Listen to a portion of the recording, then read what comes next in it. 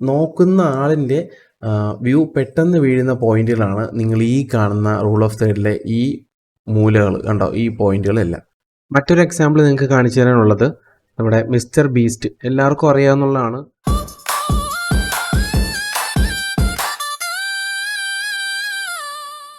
YouTube thumbnail create ചെയ്യുന്നതിനെ പറ്റി ഒരു വീഡിയോ ചെയ്യാൻ വേണ്ടിയിട്ട് ഒരാൾ പറഞ്ഞിട്ടുണ്ടായിരുന്നു.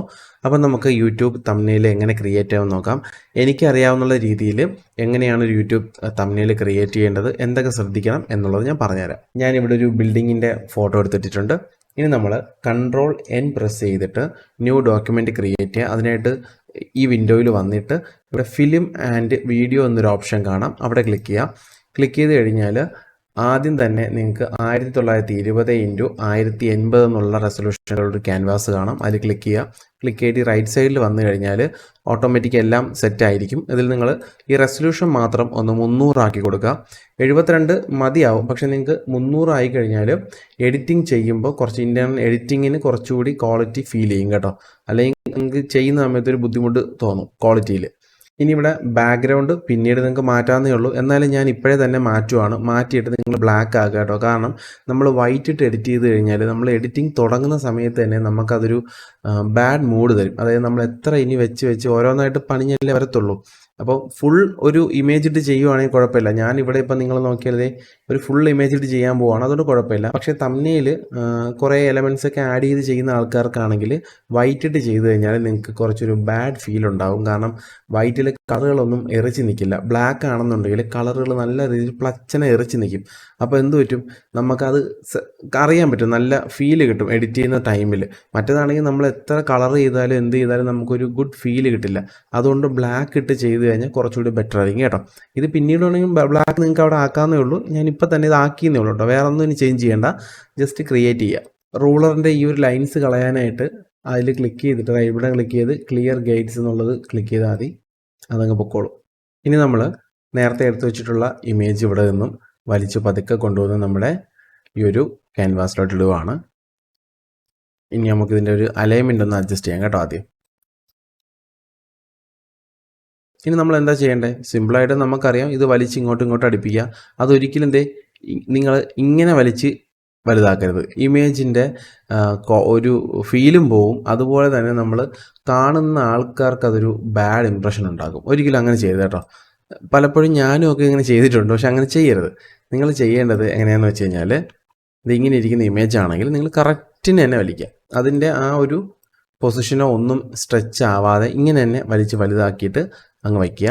എന്നിട്ടൊന്ന് എൻ്റർ പ്രസ് ചെയ്തിട്ട് ഇനി നിങ്ങളൊരു കാര്യം ശ്രദ്ധിക്കണം. ഒരു ഇമേജ് ഞാനിപ്പോൾ ഇവിടെ ചെയ്യാൻ പോകുന്ന തംബ്നെയിൽ എന്ന് പറയുന്നത്, നമ്മൾ ഈ ഒരു സ്ഥലത്ത് ഒരു ടൂറിന് പോയി അല്ലെങ്കിൽ ഒരു ട്രിപ്പ് ഈ ഒരു സ്ഥലത്തേക്ക് പോയി എന്നുള്ളൊരു തംബ്നെയിലാണ് നമ്മൾ ചെയ്യാനായിട്ട് പോകുന്നത്. ഇവിടുത്തെ വിശേഷങ്ങൾ കാണിക്കാനാണ് ഈ ഒരു വീഡിയോ എന്ന് വിചാരിക്കുക. അപ്പോൾ നമ്മൾ ഇതിൻ്റെ പുറത്തു നിന്നൊരു ഇമേജ് എടുക്കുവാണ്. ഈ ഇമേജ് ഓൾറെഡി ഞാൻ വിചാരിക്കുന്ന രീതിയിൽ കിടിലായിട്ട് കമ്പോസ് ചെയ്താണ് എടുത്തിരിക്കുന്നത്. അത് എങ്ങനെയാണെന്നുള്ളത് പറഞ്ഞുതരാം. നമ്മൾ തംബ്നെയിൽ ക്രിയേറ്റ് ചെയ്യുമ്പോഴും നമ്മൾ റൂൾ ഓഫ് തേർഡ് നോക്കണം. നിങ്ങൾക്കറിയാം, നമ്മൾ ഫോട്ടോ എടുക്കുമ്പോൾ റൂൾ ഓഫ് തേർഡ് നോക്കിയിട്ടാണ് ഫോട്ടോ എടുക്കുന്നത്. അപ്പോൾ എപ്പോഴും നിങ്ങളൊരു ഫോട്ടോ എടുക്കുമ്പോൾ ആ റൂൾ ഓഫ് തേർഡും കൂടി പാലിക്കുക കേട്ടോ. അതെങ്ങനെയാണെന്ന് ഞാൻ ഇവിടെ കാണിച്ചു തരാം. ഞാനിവിടെ റൂൾ ഓഫ് തേർഡിൻ്റെ ലൈൻസ് ഉള്ള ഒരു PNG ഫയലിലൂടെ ഇട്ടിട്ടുണ്ട്. ഇത് വലിച്ച് നമുക്ക് ഈ ഒരു ക്യാൻവാസിൻ്റെ മുകളിൽ കൊണ്ടുവന്നിടാം. നമ്മുടെ ഇമേജിൻ്റെ മുകളിൽ ഞാൻ കൊണ്ടുവന്ന് വെച്ചിട്ടുണ്ട്. കറക്റ്റിനൊന്ന് കൊണ്ടുവയ്ക്കട്ടെ.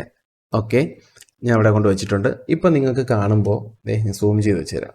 ഓക്കെ, ഇവിടെ ഒരു ലൈനുണ്ട്, ഇവിടെ ഒരു ലൈനുണ്ട്. അത് നമുക്ക് തിരിച്ച് ഇങ്ങനെയും 2 ലൈൻ പോയിട്ടുണ്ട്. അപ്പോൾ ഈ ലൈനുകളെല്ലാം കൂട്ടിമുട്ടുന്ന ഒരു 4 പോയിന്റ് നിങ്ങൾക്ക് ഇവിടെ കാണാൻ പറ്റും. കണ്ടല്ലോ, 1 2 3 4, ഇങ്ങനെ 4 പോയിന്റുകളാണ് നിങ്ങൾക്ക് ഇവിടെ കാണാൻ പറ്റുന്നത്. ഇപ്പോൾ നമുക്ക് ഈ ഒരു ഇമേജിലോട്ട് നിങ്ങൾ നോക്കിയേ. ആ ഒരു ഇമേജിൽ ഏറ്റവും കൂടുതൽ നമ്മൾ കാണേണ്ട ഒരു സാധനം എന്താണ്, ഈ ഒരു ബിൽഡിംഗ് ആണ്. ആ ബിൽഡിംഗ് എവിടെയാണ് നിൽക്കുന്നത് നോക്കിയേ, ഈ 2 പോയിന്റുകൾക്കിടയിലല്ലേ നിൽക്കുന്നത്. അതായത് ഇതിൻ്റെ ഇടയ്ക്കല്ല, അതായത് ഈ പോയിന്റിലോ ടച്ച് ചെയ്യുന്ന രീതിയിലാണ് നമുക്ക് കാണേണ്ട മെയിൻ സബ്ജക്റ്റ് നിൽക്കുന്നത്. അതായത് നമ്മൾ ഈ ഒരു ഇമേജിലെ മെയിൻ സബ്ജക്റ്റ് ഈ ഒരു ബിൽഡിംഗ് ആണ്. അത് ഏത് സൈഡിൽ അലൈൻ ചെയ്യണം, ഒന്നുകിൽ ഈ കൂട്ടിമുട്ടുന്ന ഇതിലെവിടെയെങ്കിലും ഈ ഒരു പോയിന്റിലായിരിക്കണം, അല്ലാന്നുണ്ടെങ്കിൽ ഈ 2 പോയിന്റിൽ എവിടെയെങ്കിലും ആയിരിക്കണം ഈ ഒരു സബ്ജക്റ്റ് ഇരിക്കേണ്ടത്. അങ്ങനെയാണെങ്കിൽ മാത്രമേ റൂൾ ഓഫ് തേർഡ് നമുക്കത് അറേഞ്ച് ചെയ്തെടുക്കാൻ പറ്റുള്ളൂ. ഇത് മാത്രമല്ല, ലൈൻസ് കീപ്പ് ചെയ്തിട്ടുള്ള വേറെ ഉണ്ട്, അതൊക്കെ ഫോട്ടോ ആയിട്ട് ബന്ധപ്പെട്ടതാണ്. നമുക്ക് തംബ്നെയിലിൻ്റെ ഭാഗത്ത് വരുമ്പോൾ ഇത് മാത്രം നിങ്ങൾ നോക്കുക, റൂൾ ഓഫ് തേർഡ് കണക്കാണോ നിങ്ങൾ ആ ഒരു സബ്ജക്റ്റിനെ പ്ലേസ് ചെയ്തിട്ടുള്ളത് എന്നുള്ളത് നിങ്ങൾ ഉറപ്പ് വരുത്തുക കേട്ടോ. ഇപ്പം നിങ്ങൾക്ക് വേണമെങ്കിൽ ഇത് കുറച്ചൊന്ന് ഇങ്ങനെ താത്ത് വയ്ക്കാം, അല്ലെങ്കിൽ കുറച്ചുകൂടി ഒന്ന് പൊക്കി വയ്ക്കാം. പൊക്കി വയ്ക്കുമ്പോൾ ഇതിൻ്റെ ബാക്കി ഭാഗങ്ങൾ മുകളിലോട്ട് പോകുന്നുണ്ട്, അതുകൊണ്ട് തന്നെ അത് സേഫായിട്ടുള്ള രീതിയല്ല. അതുകൊണ്ട് നിങ്ങൾ താഴ്ത്തി ഇവിടെ വയ്ക്കാം. അപ്പോൾ ഈ ഒരു പോയിന്റിൽ ഏകദേശം കവറായിട്ടുണ്ട്, കണ്ടല്ലോ. ഓക്കെ, അതായത് നോക്കുന്ന ആളിൻ്റെ വ്യൂ പെട്ടെന്ന് വീഴുന്ന പോയിന്റുകളാണ് നിങ്ങൾ ഈ കാണുന്ന റൂൾ ഓഫ് തേർഡിലെ ഈ മൂലകൾ കണ്ടോ, ഈ പോയിന്റുകളെല്ലാം. ഇനി ഞാൻ ഈ റൂൾ ഓഫ് തേർഡിൻ്റെ ലൈൻസ് അങ്ങ് ഹൈഡ് ചെയ്യാണ്. ഇനി അടുത്തത് എന്താണ്, നമ്മൾ എന്താണ് ഈ വീഡിയോയിലൂടെ പറയാൻ പോകുന്നത്. അതായത് ഇങ്ങനെ ഇമേജ് മാത്രം ഇട്ട് കഴിഞ്ഞാൽ അവർക്കൊന്നും മനസ്സിലാവില്ല. അപ്പം നമുക്ക് അതിലൂടെ ടെക്സ്റ്റിലൂടെ കൺവേ ചെയ്യാൻ പറ്റും. എന്താണ് ഇതിലുള്ള സംഭവം, അല്ലെങ്കിൽ എന്തിനാണ് ഈ വീഡിയോ ഞാൻ എടുത്തിട്ടുള്ളത്, എന്താണ് വീഡിയോയ്ക്കകത്തുള്ളത് എന്ന് പറയുന്നൊരു സാധനം നമുക്കിവിടെ വെച്ചു കൊടുക്കാൻ പറ്റും. ചിലവരെന്ത് ചെയ്യും, വെറുതെ ട്രാവൽ ബ്ലോഗ് എന്ന് വെച്ചിട്ട് തൊട്ട് താഴെ ഈ ഒരു സ്ഥലത്തിൻ്റെ പേര് വലുതായിട്ട് അങ്ങ് വെച്ചു കൊടുക്കും. അങ്ങനെയാണ് ചെയ്യാറ്. പക്ഷേ ഞാൻ എപ്പോഴും റെക്കമെൻഡ് ചെയ്യുന്നത് നിങ്ങളുടെ തംബ്നെയിലിൽ ഒരു ക്യൂരിയോസിറ്റി ഉണ്ടായിരിക്കണം. ക്യൂരിയോസിറ്റി മീൻസ് എന്താ പറയുക, ഇപ്പോൾ ഞാൻ ഉദാഹരണത്തിന് ഇപ്പോൾ ഈ ഒരു ബിൽഡിങ്ങിൽ ഞാൻ വിസിറ്റിന് പോയെന്ന് വിചാരിക്കുക. ഞാൻ അവിടത്തേക്ക് ട്രിപ്പ് പോയി, ഇവിടെ ഞാൻ കറങ്ങി ഈ സ്ഥലങ്ങളൊക്കെ വീഡിയോ ഷൂട്ട് ചെയ്ത് അതാണ് ആ വീഡിയോയിൽ കാണിക്കാൻ പോകുന്നത്. പക്ഷെ നിങ്ങൾ തംബ്നെയിലിൽ കൊടുക്കുമ്പോൾ എന്ത് കൊടുക്കണം, നിങ്ങൾക്കറിയാം ഇപ്പോൾ വൈറലാവുന്ന സോഷ്യൽ മീഡിയ ചാനലുകളൊക്കെ മിക്കപ്പോഴും ചെയ്യുന്നത് അവിടെ ഇങ്ങനെ നടന്നു, അല്ലെങ്കിൽ അവരിങ്ങനെ ചെയ്തത് നിങ്ങൾ കണ്ടോ, അവിടെ ഞാൻ കണ്ടത്, ഇങ്ങനെയൊക്കെ പറഞ്ഞ് അന്തം വിടുന്ന കുറേ സംഭവങ്ങളാണ് ചെയ്യുന്നത്. അതുപോലെ ക്യൂരിയോസിറ്റി ഉണ്ടാക്കുന്ന ക്വസ്റ്റ്യനോ അല്ലെങ്കിൽ സംഭവങ്ങളോ ആയിരിക്കണം നിങ്ങളിവിടെ ടെക്സ്റ്റിൽ കൊടുക്കേണ്ടത്. ഞാൻ എപ്പോഴും ടെക്സ്റ്റ് ആഡ് ചെയ്യാൻ ഉപയോഗിക്കുന്നത് FML ഫോണ്ടുകൾ ഉപയോഗിച്ചിട്ടാണ്. ഞാനിവിടെ മംഗ്ലീഷ് കീബോർഡ് എടുത്തിട്ടുണ്ട്. ഇതിൽ മലയാളം ടൈപ്പ് ചെയ്യുന്നതൊക്കെ നമ്മൾ കഴിഞ്ഞൊരു വീഡിയോയിൽ പറഞ്ഞിട്ടുള്ളതാണ്. ആ വീഡിയോ നമ്മുടെ ചാനലിൽ കിടപ്പുണ്ട്, അവിടെ ചെക്ക് ചെയ്താൽ മതി കേട്ടോ. അപ്പോൾ ഞാനിവിടെ നമ്മുടെ ആ ഒരു ഇത് ടൈപ്പ് ചെയ്യാം. നിങ്ങൾ ഇതുവരെ കാണാത്ത കാഴ്ച എന്നൊരു സംഭവം ഞാൻ ടൈപ്പ് ചെയ്തിട്ടുണ്ട്. എന്നിട്ട് ഇവിടെ വന്ന് കോപ്പി ആസ് FML ചെയ്യുകയാണ്. എന്നിട്ട് നേരെ ഫോട്ടോഷോപ്പിലോട്ട് വരിക, വന്നിട്ട് ടെക്സ്റ്റ് ടൂൾ എടുക്കുക, എന്നിട്ട് ഇവിടെ ഞാൻ ക്ലിക്ക് ചെയ്തിട്ട് ഒന്ന് പേസ്റ്റ് ചെയ്യണം. Ctrl+V അടിച്ച് പേസ്റ്റ് ചെയ്തു. എന്നിട്ട് എൻ്റർ അടിച്ചിട്ട് നമുക്ക് ഇപ്പോൾ പുതിയ വെർഷനിലൊക്കെ നമുക്ക് ഇവിടെയും ഇങ്ങനൊരു സാധനം വരും. ഇല്ലാന്നുണ്ടെങ്കിൽ നിങ്ങൾക്ക് ഇവിടെ നിന്ന് തന്നെ ഇങ്ങനെ ഞെക്കിയിട്ട് FML ഫോണ്ട് എടുക്കുന്ന എങ്ങനെയാണ് നമ്മൾ ഓൾറെഡി വീഡിയോ ചെയ്തിട്ടുണ്ട്, അതുകൊണ്ട് അത് കാണുക. എന്നിട്ട് ഞാൻ ഇവിടെ നിന്നൊരു ഫോണ്ട് എടുക്കുവാണ്. ഏതെങ്കിലും ഒരു ഫോണ്ട് എടുക്കാം. തൽക്കാലം നമുക്ക് ഇത് എടുക്കാം. കുറച്ച് ഫോണ്ട് ഇട്ടിട്ടുള്ളൂ കേട്ടോ, പഴയതൊക്കെ ഞാൻ എടുത്ത് കളഞ്ഞു. ഓക്കെ, തൽക്കാലം ഞാൻ ഇതെടുത്തപ്പോൾ ഇവിടെ മലയാളം വേറെ വേറെ ഭാഷയിൽ കിടക്കുന്നു. അതിൻ്റെ കാരണം നമ്മൾ മുമ്പത്തെ ഒരുപാട് നാൾ മുമ്പുള്ളൊരു വീഡിയോയിൽ നമ്മൾ പറഞ്ഞിട്ടുണ്ട് എന്തുകൊണ്ടാണ് മലയാളം ഫോണ്ടുകൾ ഇങ്ങനെ കറക്റ്റിന് വരാത്തത് എന്നൊരു സംഭവം, FML ഫോണ്ട് ആക്കിയിട്ട് പോലും. അത് എന്താണെന്ന് വെച്ച് കഴിഞ്ഞാൽ, നിങ്ങൾ ഇവിടെ നമ്മുടെ മോർ സെറ്റിങ്സ് ഉണ്ടല്ലോ ടെക്സ്റ്റിൻ്റെ, അതിലിവിടെ വന്നു കഴിഞ്ഞാൽ ഇവിടെ ക്യാപ്സ് ലോക്ക് ഇവിടെ ഓൺ ആയിരിക്കും. അതായത് ക്യാപ്സ് ലോക്കിൻ്റെ ഈ ഒരു സംഭവം ഉണ്ടല്ലോ, ഇത് ഓൺ ആയിരിക്കും. ഇതങ്ങ് ഓഫ് ചെയ്ത് കഴിഞ്ഞാൽ അത് ഓട്ടോമാറ്റിക്കായിട്ട് ശരിയായിക്കോളും കേട്ടോ, അതൊന്ന് ശ്രദ്ധിക്കുക. ഓക്കെ, ഇനി നമ്മൾ ഇവിടെ ആ ഒരു ടെക്സ്റ്റ് ഇവിടെ ടൈപ്പ് ചെയ്തിട്ടുണ്ട്. എന്നിട്ട് നമുക്കിതിൻ്റെ കുറച്ചുകൂടെ ഒന്ന് സൈസ് വലുതാക്കാമേ. ഓക്കെ, ഞാനിവിടെ സൈസ് കുറച്ചൊന്ന് വലുതാക്കിയിട്ടുണ്ട്. തൽക്കാലം നമുക്കിതിൻ്റെ കളറൊന്ന് ബ്ലാക്ക് കൊടുക്കാം, കാരണം അപ്പം നമുക്ക് എഡിറ്റ് ചെയ്യുമ്പോൾ കുറച്ചുകൂടി കാണാനായിട്ട് കുറച്ചൊരു ഗുമ്മുണ്ടാവും. അപ്പോൾ നമുക്ക് ആദ്യം ഇത് ഇവിടെ നിന്ന് തന്നെ കളർ ചേഞ്ച് ചെയ്യാം. അല്ലാന്നുണ്ടെങ്കിൽ നിങ്ങൾ എന്ത് ചെയ്യണം, T പ്രസ് ചെയ്തിട്ട് ഇത് ഇവിടെ വന്ന് കളർ ചേഞ്ച് ചെയ്യാം. അപ്പോൾ ഞാൻ ഇവിടെ നിന്ന് തന്നെ ക്ലിക്ക് ചെയ്തിട്ട് നമുക്ക് ബ്ലാക്ക് ഒന്ന് ഇട്ട് കൊടുക്കാം. എന്നിട്ട് ഓക്കെ കൊടുക്കുകയാണ്. അപ്പോൾ ഇങ്ങനെ ഇരിക്കട്ടെ, നമുക്ക് പിന്നീട് വേണമെങ്കിൽ കളർ വേണമെങ്കിൽ ചേഞ്ച് ചെയ്യാം കേട്ടോ. ഇനി നമ്മൾ ഈ ഒരു ബാക്ക്ഗ്രൗണ്ടിലുള്ള ഇതിൻ്റെ പുറകിലായിട്ട് ഇതിനെ ഞാൻ കൊണ്ടുപോവാണ്. അല്ലാതെ ഇവിടെ മുകളിൽ ഇവിടെയൊന്നും വെച്ചിട്ട് കാര്യമില്ല, ഇതിൻ്റെ പുറകിലായിട്ട് ഇത് വരട്ടെ, ഇങ്ങനെ നിൽക്കട്ടെ. ഓക്കെ, ഇവിടെ ആയിട്ട് പ്ലേസ് ചെയ്യാം നമുക്ക്. തൽക്കാലം ഈ ഒരു ടെക്സ്റ്റ് ഞാൻ ഹൈഡ് ചെയ്തിട്ട് നമ്മുടെ ബാക്ക്ഗ്രൗണ്ട് ലെയർ ഉണ്ടല്ലോ അത് സെലക്ട് ചെയ്യുക. ഈ ഒരു ഇമേജ് സെലക്ട് ചെയ്തിട്ട് അതിനുശേഷം സൂം ചെയ്ത് വെച്ചിട്ട് നമ്മൾ ഈ ഒരു ഭാഗം ഒന്ന് വെട്ടിയെടുക്കാൻ പോവുകയാണ്. അതിനായിട്ട് ഇവിടെ ക്വിക്ക് സെലക്ഷൻ ടൂൾ ഉണ്ട്. ഇവിടെ വന്നിട്ട് ക്വിക്ക് സെലക്ഷൻ ടൂളിൽ എടുത്തതിന് ശേഷം കുറച്ചുകൂടി ഒന്ന് ചെറുതാക്കി വെച്ചിട്ട് നമ്മളിവിടെ ഒന്ന് സെലക്ട് ചെയ്യാണ്. നോക്കട്ടെ, പക്കയായിട്ട് കിട്ടിയില്ലെങ്കിൽ നമുക്ക് പാനായിട്ട് വെട്ടിയെടുക്കാം കേട്ടോ. അതൊന്നും വലിയ വിഷയമുള്ള കാര്യമൊന്നുമല്ല, സിമ്പിൾ പരിപാടിയാണ്. നമുക്കിപ്പോൾ ഇത് മാത്രം മതി എന്നാണ് തോന്നുന്നത്. ഞാൻ അതൊന്ന് ഓണാക്കി നോക്കാം ഈ ടെക്സ്റ്റ്. ഓക്കെ, അല്ല, ഈ മുകളിലോട്ടുകൂടെ നമുക്ക് എടുത്ത് വെച്ചേക്കാം, ചിലപ്പം ആവശ്യം വരും. നിങ്ങൾക്കിത് പാനായിട്ട് വേണമെങ്കിൽ വെട്ടിയെടുക്കാമേ. അപ്പോൾ കുറച്ചുകൂടി പെർഫെക്റ്റ് ആയിട്ട് നിങ്ങൾക്ക് വെട്ടിയെടുക്കാൻ പറ്റും. ഞാനത് പെട്ടെന്നൊന്ന് കാണിക്കുന്നതേ ഉള്ളൂ. നിങ്ങൾ കുറച്ചുകൂടി പെർഫെക്റ്റ് ആയിട്ട് വെട്ടിയെടുക്കുക കേട്ടോ. ചെറിയൊരു സെലക്ഷൻ ഞാൻ ഇവിടെ കൊടുത്തിട്ടുണ്ട്. ഇനി നമ്മൾ ഇതിൻ്റെ ഒരു കോപ്പി അങ്ങ് എടുക്കുകയാണ്. Ctrl+J അടിച്ച് ഇതിൻ്റെ ഒരു കോപ്പി അങ്ങ് എടുക്കുന്നു. അത്രേ ഉള്ളൂ കേട്ടോ. നമ്മളിപ്പോൾ അതിൻ്റെ ഒരു കോപ്പി ഇവിടെ എടുത്തിട്ടുണ്ട് കണ്ടോ. ഇനി നമ്മൾ എന്ത് ചെയ്യുമെന്ന് വെച്ച് കഴിഞ്ഞാൽ ഈ ഒരു ടെക്സ്റ്റ് ഓൺ ആക്കിയിട്ട് ടെക്സ്റ്റിനെ ഈ ഒരു കോപ്പി എടുത്തത് ടെക്സ്റ്റിൻ്റെ മുകളിലായിട്ട് കൊണ്ടുവന്ന് പ്ലേസ് ചെയ്യുന്നു. കണ്ടല്ലോ. അപ്പോൾ അതങ്ങ് പുറകിൽ പോയിട്ടുണ്ട്. കണ്ടോ. എന്നിട്ട് നിങ്ങൾ ഇനി നിങ്ങൾക്ക് ഇഷ്ടപ്പെട്ട രീതിയിൽ ഇതിനെ ഒന്ന് അലൈൻ ചെയ്ത് വയ്ക്കുക കേട്ടോ. ആൾക്കാർക്ക് വായിക്കുമ്പോൾ മനസ്സിലാവണം. അത് നിങ്ങൾ പ്രധാനമായിട്ടും ശ്രദ്ധിക്കണം. ആൾക്കാർക്ക് അത് വായിക്കുമ്പോൾ മനസ്സിലാവുന്ന രീതിയിൽ വേണം നിങ്ങളിതിനെ പ്ലേസ് ചെയ്യാനായിട്ട്.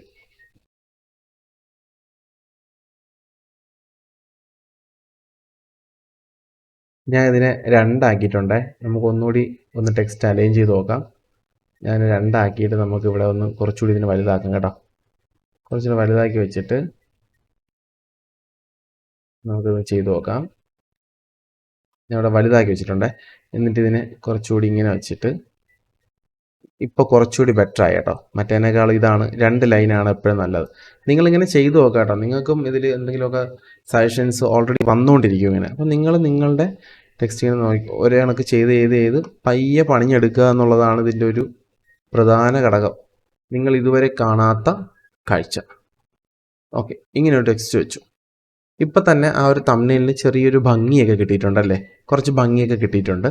ഇനി നമുക്ക് വേണമെങ്കിൽ ഈ ഒരു ടെക്സ്റ്റിൻ്റെ കളർ ഒന്ന് അലൈൻ ചെയ്യാം. കളർ ചെയ്യുമ്പോൾ എപ്പോഴും നല്ല രീതിയിൽ ആൾക്കാർക്ക് വായിക്കാൻ പറ്റുന്നതും കണ്ടാൽ സ്റ്റാൻഡേർഡ് ഉണ്ടെന്ന് തോന്നുന്ന ഫോണ്ട് കളറും ആയിരിക്കണം നിങ്ങൾ വെക്കേണ്ടത്. അപ്പം കളർ നമുക്ക് ഇവിടെ നിന്നും ചൂസ് ചെയ്ത് നോക്കാം. ആദ്യം നിങ്ങൾ കളർ എടുത്തതിന് ശേഷം ഈ ഒരു മുകളിലായിട്ട് കൊണ്ടുവന്ന് പ്ലേസ് ചെയ്യുക. ഈ ഒരു കളറിനെ ഏറ്റവും മുകളിലായിട്ട് കൊണ്ടുവന്ന് പ്ലേസ് ചെയ്തിട്ട് എന്നിട്ട് നിങ്ങൾ ഇവിടെ ഈ ഒരു ഗ്രാഫ് ഇവിടെ ഒന്ന് മാറ്റി വെക്കുക. ഇങ്ങനെ പതുക്കെ ഒന്ന് എല്ലാത്തിലും കൊണ്ടുവന്ന് ഓടിച്ചു നോക്കുക. ഏത് കളറാണ് ആപ്റ്റ് ആവുന്നത് എന്നുള്ളത് നിങ്ങളൊന്ന് മനസ്സിലാക്കുക കേട്ടോ.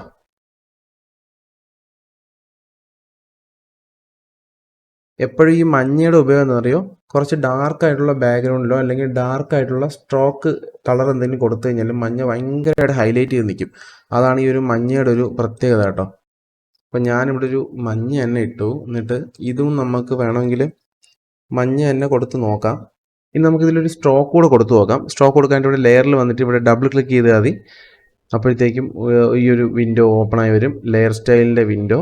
അതിൽ സ്ട്രോക്ക് ഉണ്ട്. ഇവിടെ ഈ സ്ട്രോക്കിൽ ക്ലിക്ക് ചെയ്തിട്ട് നമുക്കിവിടെ കളറ് ഇവിടെ ക്ലിക്ക് ചെയ്യാം. എന്നിട്ട് കളർ ഒന്ന് ചേഞ്ച് ചെയ്യാം.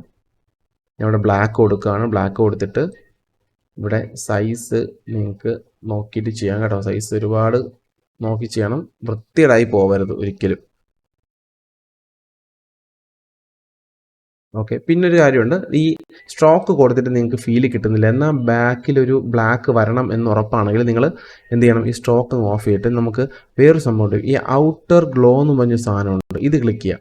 ഇത് ക്ലിക്ക് ചെയ്തിട്ട് നിങ്ങളിവിടെ ഈ വൈറ്റ് മാറ്റിയിട്ട് അവിടെ നിങ്ങൾക്ക് ഇഷ്ടപ്പെട്ട ഏതെങ്കിലും ഒരു കളർ ആഡ് ചെയ്യാം. ഞാൻ ഇപ്പോൾ ബ്ലാക്ക് തന്നെ കൊടുക്കുകയാണ്. കൊടുത്തതിന് ശേഷം ഇവിടെ മുകളിൽ ബ്ലെൻഡ് മോഡെന്നുണ്ട്. അത് മാറ്റിയിട്ട് നോർമലാക്കി കൊടുക്കുക കേട്ടോ. നോർമലാക്കിയതിന് ശേഷം ഇവിടെ സ്പ്രെഡും സൈസും ഉണ്ട്. ഇത് പതുക്കെ ഒന്നിങ്ങനെ ഈ സൈസും സ്പ്രെഡും ഒന്ന് ഇൻക്രീസ് ചെയ്യാം.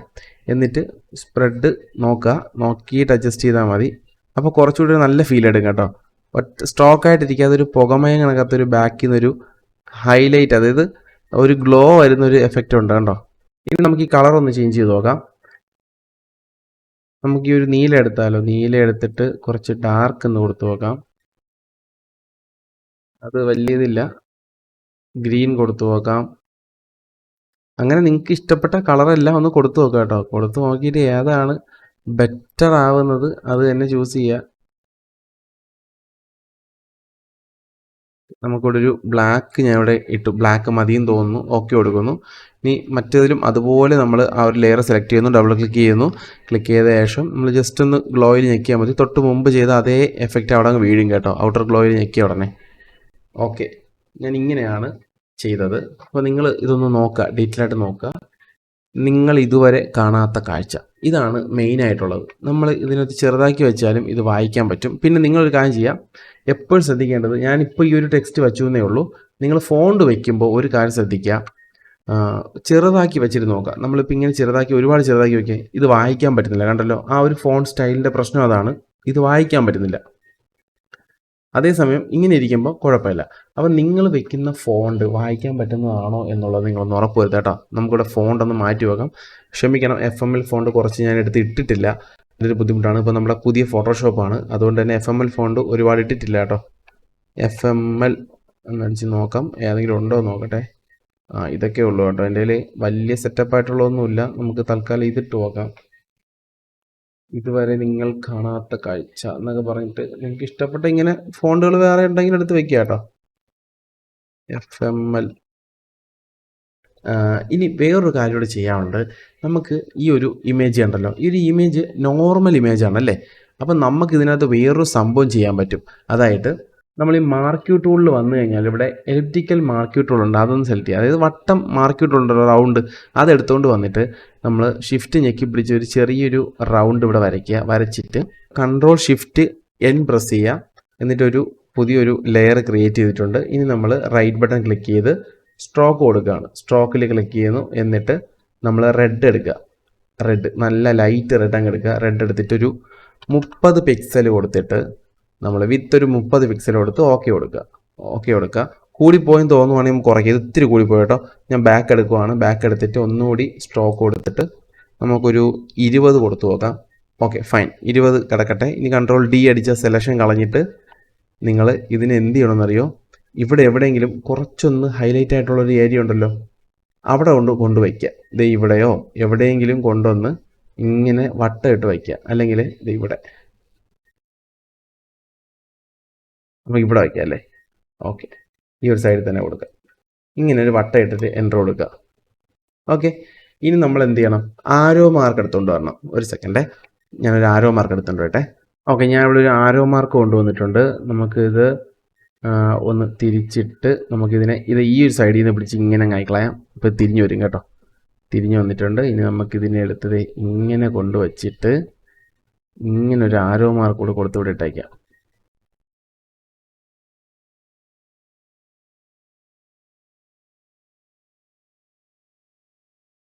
കണ്ടോ, ഇപ്പം എന്ത് പറ്റി?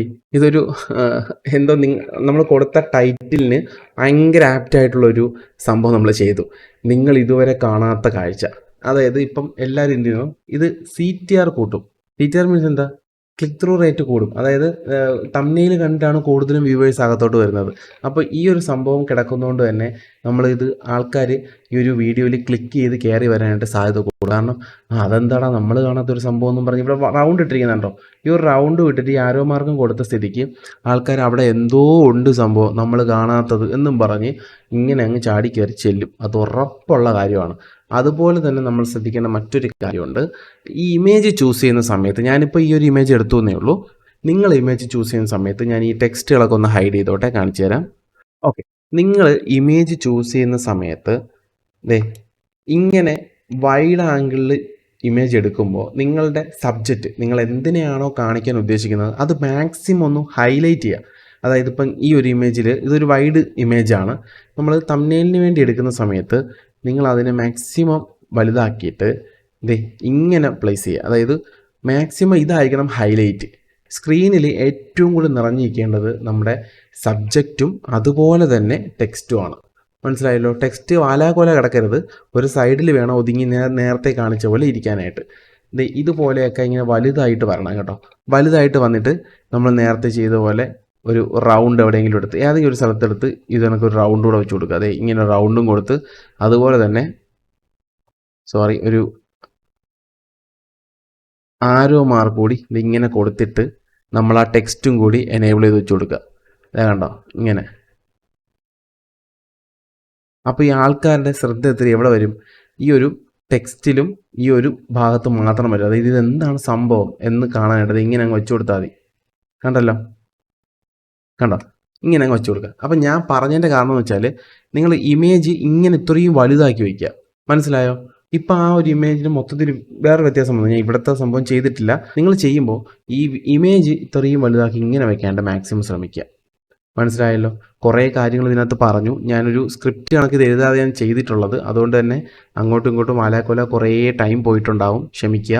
നിങ്ങളിത് ഫുള്ള് കേട്ടാലേ നിങ്ങൾക്കിത് മനസ്സിലാവുള്ളൂ. ഇത് ഫുള്ള് കേട്ടിരുന്ന എല്ലാവർക്കും ഒരുപാട് നന്ദിയുണ്ട്. അപ്പോൾ ഇത്രയും കാര്യങ്ങളാണ് എനിക്ക് പറയാനുള്ളത്. തംബ്നെയിൽ ചെയ്യുമ്പോൾ ഇനിയും വേറെ വേറെ കാര്യങ്ങൾ ഒരുപാട് ശ്രദ്ധിക്കേണ്ടതുണ്ട്. അപ്പോൾ നിങ്ങൾക്ക് ഇനിയും എന്തെങ്കിലും ഐഡിയാസ് വേണം, അല്ലെങ്കിൽ നിങ്ങൾക്ക് എന്തെങ്കിലും ഐഡിയ ഉണ്ടെങ്കിൽ അതുകൂടെ ഷെയർ ചെയ്തോ കേട്ടോ. കാരണം വീഡിയോ കാണുന്ന ആൾക്കാർക്ക് ഉപകാരപ്പെടട്ടെ. ഇനി എന്തെങ്കിലും വേണമെങ്കിൽ നമുക്കിതൊരു സ്ക്രിപ്റ്റ് പോലെ എഴുതിയിട്ട് എന്തൊക്കെയാണ് കാര്യങ്ങൾ, റൂളുകൾ ശ്രദ്ധിക്കേണ്ടതെന്നുള്ളത് ആ രീതിയിൽ ഒരെണ്ണം വേണമെങ്കിൽ ചെയ്യാം കേട്ടോ. ഇതിപ്പോൾ ഒരാൾ സംശയം ചോദിച്ചതുകൊണ്ട് എങ്ങനെ ചെയ്യാം എന്നുള്ളത് ഒന്ന് എനിക്കറിയാമെന്നുള്ള രീതിയിലൊന്ന് ഓടിച്ച് പറഞ്ഞതാണ്. അല്ലാതെ ഡീറ്റെയിൽ ആയിട്ട് വേണമെങ്കിൽ പറഞ്ഞാൽ മതി, നമുക്കത് ചെയ്യാം. മറ്റൊരു എക്സാമ്പിൾ നിങ്ങൾക്ക് കാണിച്ചു തരാനുള്ളത് നമ്മുടെ മിസ്റ്റർ ബീസ്റ്റ്, എല്ലാവർക്കും അറിയാവുന്നതാണ്. അപ്പോൾ മിസ്റ്റർ ബീസ്റ്റ് ചെയ്യുന്ന ഒട്ടുമിക്ക തംബ്നെയിൽസും CTR റേറ്റ് ഭയങ്കര കൂടുതലുള്ളതാണ്. ഇത് കണ്ടു കഴിഞ്ഞാൽ ആ വീഡിയോ നമ്മൾ ഞെക്കിപ്പോവും. ഇപ്പോൾ അതായത് ഞാൻ ഇവിടെ ഒരു തംബ്നെയിൽ എടുത്തിട്ടുണ്ട്. മിസ്റ്റർ ബീസ്റ്റും പുറകിൽ കുറേ കുട്ടികളും, ഒരു കുട്ടിയും മിസ്റ്റർ ബീസ്റ്റൂടെ ഒരു ഇത് പിടിച്ചുകൊണ്ട് നിൽക്കുവാണ്. അതിൽ കുറേ ബണ്ണൊക്കെ ഇരിപ്പുണ്ട്. അപ്പോൾ ഈ ബണ്ണ് ഇവർക്ക് ഷെയർ ചെയ്യാനായിട്ട് നിൽക്കുന്നതാണെന്നും ഇത്രയും പിള്ളേർക്ക് ഇത് ഇങ്ങനെ കൊടുക്കും എന്നൊക്കെ കാണാനായിട്ട് നമുക്കൊരു ത്വര ഉണ്ടാവും. ആ ത്വര കാണാൻ നമ്മൾ ആ വീഡിയോ ക്ലിക്ക് ചെയ്യും. അതുപോലെ തന്നെയാണ് എല്ലാ കാര്യത്തിലും കേട്ടോ. എക്സാമ്പിളായിട്ട് നമുക്ക് മിസ്റ്റർ ബീസ്റ്റിൻ്റെ ഈ ചാനൽ നോക്കാം. ഇതിനകത്ത് നോക്കിയേ, ഒരുത്തപ്പെട്ട എല്ലാ തംബ്നെയിലും നമുക്ക് ക്ലിക്ക് ചെയ്യാൻ പറ്റുന്ന രീതിയിൽ ഹൈലൈറ്റ് ചെയ്ത് കൊടുത്തിട്ടുണ്ട്. ഇതൊക്കെ നോക്കിയേ, ഈ റൊണാൾഡോയുടെ കൂടെ ഉള്ളതൊക്കെ ഈ ഒരു സെക്ഷനൊക്കെ കണ്ടോ, അതിൻ്റെയൊക്കെ പക്ക കണ്ടു കഴിഞ്ഞാൽ ആരും ഞെക്കുന്ന രീതിയിലാണ് എല്ലാം ചെയ്തിട്ടുള്ളത് കേട്ടോ. നോക്കിക്കോ, കണ്ടോ, ഫുള്ള് കാര്യങ്ങൾ അങ്ങനെയാണ്. നമ്മളെ വീഡിയോയിൽ എന്താണെന്നുള്ളതിനൊരു ക്യൂരിയോസിറ്റി കൊടുക്കുക. വീഡിയോ കാണുന്നതിന് മുമ്പ് തംബ്നെയിലിലൂടെ ആദ്യം നമുക്ക് കിട്ടേണ്ടത് ആ ഒരു ക്യൂരിയോസിറ്റിയാണ്. എന്താണ് നടക്കാൻ പോകുന്നത്, അല്ലെങ്കിൽ എന്താണ് അവിടെ സംഭവിച്ചതെന്ന് അറിയാൻ പറ്റണം. അത് നിങ്ങൾ ഒരു സ്റ്റോറി പറയുന്നത് പോലെ നിങ്ങൾ തംബ്നെയിലിൽ ഒന്ന് ഒളിപ്പിച്ച് വയ്ക്കണം. അതായത് ഇവിടെ നോക്കിയേ, കുറേ എലികൾ നിന്നിട്ട് ഞാൻ കാണിച്ചു തരാം. എവിടെ അത് പോയ ഈ ഒരു വീഡിയോ നോക്കിക്കോളാം. കുറേ എലികൾ അവനെ കടിക്കാനായിട്ട് വരുന്നൊരു സംഭവമാണ്. ഇതൊക്കെ കണ്ടു കഴിഞ്ഞാൽ നോക്കിയേ, ഏകദേശം 374 മില്യൺ വ്യൂ ആണ്. അതിനുള്ള സബ്സ്ക്രൈബറുണ്ട്. പക്ഷേ എന്നാലും ആ ഒരു വീഡിയോ കണ്ടാൽ ക്ലിക്ക് ചെയ്ത് പോകും. കാരണം ഇതെന്താണ് സംഭവിക്കാൻ പോകുന്നതെന്നുള്ള ക്യൂരിയോസിറ്റി. നിങ്ങൾ ഒരൊറ്റ വാക്ക് ആലോചിക്കുക, ക്യൂരിയോസിറ്റി എന്നുള്ള ആ ഒരു വാക്ക് നിങ്ങളുടെ തംബ്നെയിലുണ്ടോ എന്ന് ആദ്യം നോക്കുക, എന്നിട്ട് ഇടാനായിട്ട് ശ്രമിക്കുക. ഇത്രയും പറയുന്ന എൻ്റെ തംബ്നെയിലുകൾ ചിലപ്പോഴൊക്കെ നിങ്ങൾ കണ്ടു കഴിഞ്ഞാൽ ചിരി വരും. തട്ടിക്കൂട്ടിയാണ് ഞാൻ പലപ്പോഴും ഇടാറുള്ളത്. കാരണം സമയം കിട്ടാറില്ല, അതിന് വേണ്ടി ഇരിക്കാൻ സമയമില്ല. വർക്കിൻ്റെ ഇടയിൽ എപ്പോഴെങ്കിലുമൊക്കെ സമയം കിട്ടുമ്പോഴാണ് നമ്മൾ ഈ യൂട്യൂബ് വീഡിയോ തന്നെ ഇടുന്നത്. ഇപ്പം തന്നെ അതെ, ഏകദേശം ടൈം 1:30 മണിയായി. വെളുപ്പാങ്കാലം 1:30 മണിയാണ്. അപ്പോഴാണ് ഞാൻ ഈ വീഡിയോ തന്നെ റെക്കോർഡ് ചെയ്തുകൊണ്ടിരിക്കുന്നത്. അപ്പോൾ അത്രയും ടൈമൊക്കെ ഇല്ലാത്തതിൻ്റെ ഇടയിലൂടെയാണ് ഇതൊക്കെ ചെയ്യുന്നത് കേട്ടോ.